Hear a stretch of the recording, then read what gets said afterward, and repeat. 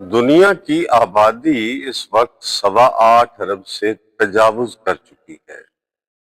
اتنے انسان، مگر ہر ایک دوسرے سے مختلف، منفرد اور جداگانہ حیثیت کا حامل ہے۔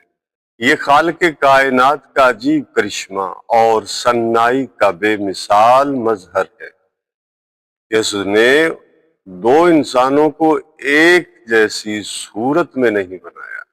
وہ صورت گر، وہ المصور خود فرماتا ہے فی ای صورت ما شاء رکبک، میں نے جس کو جس طرح چاہا، جس صورت میں چاہا بنا دیا۔ لہٰذا آپ کا چہرہ، آپ کی آواز، آپ کی سوچ، آپ کی صلاحیت، آپ کی کیفیت، سب کچھ دوسروں سے مختلف ہے۔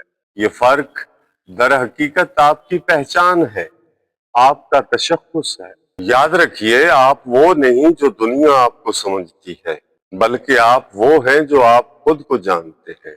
جس لمحے آپ نے خود کو پہچان لیا، اس لمحے آپ کا وجود اس دنیا میں ایک نئی روشنی، نئی امید اور نئی جہت بن جائے گا۔